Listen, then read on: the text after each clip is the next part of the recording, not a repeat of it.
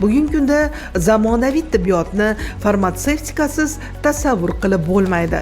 Aholini sifatli, samarali va xavfsiz farmatsevtika mahsulotlari bilan ta'minlashni yanada yaxshilash, farmatsevtikaga ilg'or ilmiy texnika yutuqlari va innovatsiyalarni joriy etish orqali tarmoqda ishlab chiqarish hajmini yanada kengaytirish maqsadida izchil islohotlar olib borilyapti.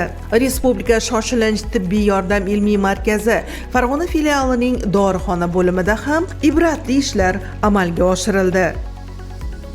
Hozirgi kunda 25 klinik va paraklinik bo'limlarga dori vositalari, tibbiy buyumlar, reagentlar va dezinfeksiya vositalari ta'minoti bilan shug'ullanadi. O'zbekiston Respublikasi Prezidentini 2022-yil 21-yanvardagi 2022-2026 yillarda Respublika farmatsevtika tarmog'ini jadal rivojlantirishga oid chora-tadbirlar to'g'risidagi 55-sonli farmoni qabul qilindi. Va O'zbekiston Respublikasi Prezidentini 2024-yil 23-yanvardagi farmatsevtika sohasini tartibga solish bo'yicha chora-tadbirlar to'g'risidagi 20-sonli farmoni qabul qilindi.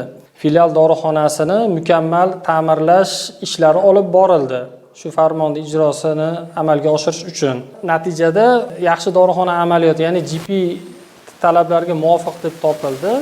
Va o'sha mana sertifikatini oldik bizga taqdim etishdi. GPP sertifikatimiz bor, boshqa hamma Sanpin talablariga muvofiq ekspertlar kelib ijobiy xulosa berishdi va mana 5 yil muddatga steril va nosteril dori vositalarini tayyorlash yo'nalishi bo'yicha 5 yilga litsenziya taqdim etildi. Shu shoshilinch yordamda ishlaydigan birinchi yordam dori vositalarini biz o'zimiz tayyorlaymiz. Va shu talablarga muvofiq hozir omborxonalar joylashishi, saqlanishini sizga ko'rsatib o'tamiz. Bu joylashgan joyimiz binoni o'rta qismida joylashgan bo'lib, dori vositalarini saqlash ombori hisoblanadi. GPP talablariga muvofiq dori vositalar alohida xonada, tibbiy buyumlar alohida xonada saqlanadi. Bu talablarga muvofiq omborxona binoni o'rta qismida joylashgan bo'lib, quyosh nuri to'g'ridan-to'g'ri tushmaydi. Har xil infraqizil zararli nurlardan himoyalangan bo'ladi. Saqlashda asosiy qo'llaydigan vaziyat bu temperatura 25 gradusdan oshmasligi kerak. Bu yerda namlik va haroratni to'g'ri nazorat qilish uchun ventilyatsion shaxtalar bilan jihozlangan. Harorat agar qishki kunida sovib ketadigan bo'lsa, mana konditsionerda isitish imkoniyatimiz bor. Agar yozgi kunida havo isib ketadigan bo'lsa, 25 gradusgacha ushlab turish uchun konditsionerda sovuq rejimida dorilarni sifatini nazorat qilish imkoniyatiga egamiz. Bu omborimiz tibbiy buyumlar ombori. Bunda asosan xuddi dori vositalarini saqlanish kabi qo'shimcha haroratni nazorat qilish konditsioner bilan jihozlangan. Barcha tibbiy buyumlar stellajlarda, paddonlarda Sanpin talablariga muvofiq turishi tashkillangan. Va bundan tashqari zarur amaliyotlar markazining talablaridan biri dori vositalar 2 gradusdan 8 gradusga saqlanadigan dori vositalar bor, 8 gradusdan 15 gradusgacha saqlanadigan va 15 dan 25 gradusgacha. Narigi ko'rsatgan xonamiz 25 gradusgacha bo'lgan dori vositalarni saqlash uchun. Bu yerda qo'shimcha mana 8 dan 15 gradusgacha saqlanadigan dorilar uchun alohida o'sha sovutish tashkillangan. Mana uni gradusi, mana xonamiz harorati 20 gradus, namligi 45% dan oshmagan va mana xolodilnik sovutgichimiz ichi 10.1. Bu degan 8 bilan 15 ta oralig'ida normada saqlanadi va buni chek-listda kunda harorati, namligi qayd etib boriladi. Bo'limda 10-15 xil nomdagi dori vositalari tayyorlash yo'lga qo'yilgan. Dorilarni sifatli saqlash va aholiga yetkazib berish borasida barcha imkoniyatlar yaratilgan. Keyingi omborimiz 2 gradusdan 8 gradusgacha saqlanadigan dori vositalari uchun viloyatdagi eng yirik davlat tibbiyot muassasalaridan iborat bo'lganligi uchun 2 gradusdan 8 gradusga saqlanadigan dori vositalarni zaxirasini yaratishga to'g'ri keladi. Shuning uchun alohida biz xonani tayyor mana sovutgich qilib tashkillaganmiz. Ichkarida gradusi mana 4.8 ko'rsatyapti. Asosan o'sha sivritkalar, vaksinalar, keyin 2 dan 8 gacha saqlanadigan merelaksantlar shu omborda saqlanadi. Bu omborimiz favqulodda vaziyatlarda yuzaga keladigan xavf-xatarlarni oldini olish va shu favqulodda vaziyatlarda muammo bo'lmasligi uchun dori vositalari va tibbiy buyumlarni zaxirasi yaratilingan. Birdaniga o'sha 500 va undan ortiq bemor murojaat qilganda shu holatlarda bu qo'llaniladi. Dori vositalarini tayyorlash jarayoni o'sha ma'lum bir bosqichlardan iborat bo'lib, ketma-ketlik talablariga rioya etilishi kerak. Birinchi o'rinda tayyorlanadigan dori vositalari bizda o'sha 3 xil sterilizatsiya bor: kimyoviy, fizik va termik. Biz o'sha termik sterilizatsiya usullaridan foydalanamiz. Oyna yordamida xodimlarni qilayotgan ishini biz kuzatishimiz mumkin. Aytib o'tgandek, hammasi ketma-ketlik jarayoniga rioya qilish kerak. Agar ketma-ketlik jarayoniga rioya qilinmasa, sampin talablari buziladi va boshqa salbiy oqibatlarga olib kelishi mumkin. Qurigan shishalarga eritmalar tayyorlanadi. Hozirgi kunda masalan natriy xlor 0.9% eritmasini tayyorlashyapti. Mana ko'rishingiz mumkin, tayyorlanyapti, filtr apparatida quyilyapti. Va shu jarayonda quyilayotgan eritmalardan namunani farmatsiya assistentlari namunani olib, bizni provizor analitigimizga namuna beriladi. U namunada bular xulosa berish kerak. Bular ruxsat berilsa, keyin qolganini quyib, sterilizatsiyaga kirgizib yuboriladi keyingi bosqichga. Dorixona bo'limida ishlab chiqarilgan dori vositalarini bemorlarga sifatli yetkazib berish borasida mutaxassislar muntazam tekshiruv ishlarini olib boradilar. Biz mana shu dorixonada 200 litrdan oshiq steril eritmalar ishlab chiqaramiz. Bu yerda har bitta flakondan tortib tahlildan o'tadi.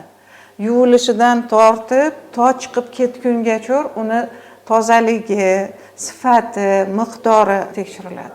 Bizning mas'uliyatimiz juda ham katta. 2 martadan tahlil qilaman. Uni yog'liligini tekshiraman. Har bitta probkasi-yu kalpachugidan tortib sterilniy avtoklavga kirib sterilizatsiya qilib chiqariladigan narsalar. Endi bular tayyorlagan eritmani men tayyorlashdan oldingisini ham tekshiraman, sifatini, miqdorini. Agar xatolik ketsa, uni to'g'rilataman. O'shanga qarab turib, keyin ruxsat beraman. Ruxsat berilgandan keyin avtoklavga kirib sterilizatsiya qilingandan keyin yana qaytadan tekshiruv o'tkaziladi. Tekshirmasdanga chiqarib yuborilmaydi. Bizning tahlilimizdan tashqari biz dorixonada mana shu eritmalarimizni har oyda Dori-darmon aksionerlik jamiyatiga tahlilga jo'natamiz. Har chorakda shahar epidemiologiya stansiyasiga, markaziga jo'natamiz. Ular ham tahlil qilishadi, ular mikroblarini tekshirib berishadi.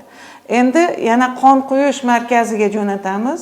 Ularda pirogennis modda bormi yoki yo'qmi, isitma chiqaradigan modda hisoblanadi.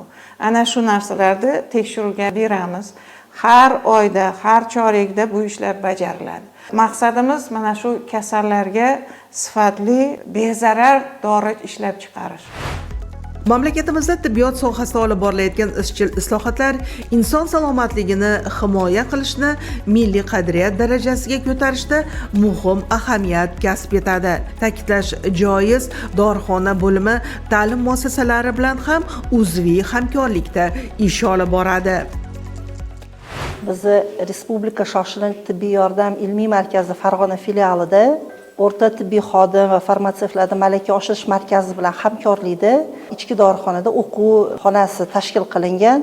Bunda viloyat bo'yicha farmatsevt xodimlar kelib, o'quv malakalarini oshiradi va o'zini tajriba almashinishadi va shu markazimizdagi dorixonada amaliy ishlar bilan tanishib, O'zbekiston Respublikasi Prezident farmonlari, shu soha bo'yicha yangiliklar bilan tanishadi. Undan tashqari Farg'ona jamoatchilik salomatlik institutidan ham talabalar kelishadi. Talabalarga bitta hamma dorixonamizda sharoitlar yaratilgan. Shu o'quv-xonamizda o'qib, adabiyotlardan tashkil qilingan hujjatlardan hammasidan foydalanib, amaliyotda ham o'zlarining tajribalarini oshirib ketishadi. Respublika shoshilinch tibbiy yordam ilmiy markazi Farg'ona filialining dorixona bo'limi bir kunda 200-300 litr yoki 1000 dona turli xil nomdagi dori vositalarini tayyorlash quvvatiga ega. Ayni kunlarda dorilarni sifatli tayyorlab, bemorlarga yetkazib berish maqsadida barcha tibbiy uskunalar qayta sinovdan o'tkazilyapti. Dorixona barcha talablarga to'liq javob beradigan qilib ta'mirlashdan chiqarildi. Respublika miqyosida barcha shoshilinch tibbiy yordam ilmiy markazlarida IMIS axborot tizimi joriy etildi va bu tizim hozirda 3 oyda o'sha sinov muddatida amalga oshirildi. Hozir sinov jarayonida biz ham parallelni o'zimizda eksternet axborot tizimida va IMIS axborot tizimida ishlashda davom etyapmiz. Eksternet axborot tizimi 2007-yilda joriy etilgan bo'lib, Davlat patent idorasi tomonidan patentlangan dastur hisoblanadi. Lekin u offlayn rejimida ishlaydi. Offlayn rejimda ishlab, bizning filial dorixona va barcha klinik bo'limlar bilan integratsiya qilingan. Klinik bo'limlarda katta hamshirasigacha integratsiya xolos. IMIS dasturida bo'lsa, klinik bo'limda katta hamshira va undan keyingi bosqich post hamshirasigacha integratsiya qilingan bo'lib, davolovchi shifokor dori yozganda elektron barcha dori vositalari, tibbiy buyumlar ro'yxati ko'rinib turadi va o'sha elektron kasallik tarixini yaratilishda juda qulaylik tomonlari bor. Ushbu erishilayotgan natija va yutuqlarimiz muhtaram yurtboshimizni biz sohaga qaratayotgan e'tiborlari, oldin tibbiyot xodimlari kuni deb atalardi va shu bilan birga bir jumla qo'shildi. Bu biz uchun bir yuqori darajada motivatsiya bo'ldi.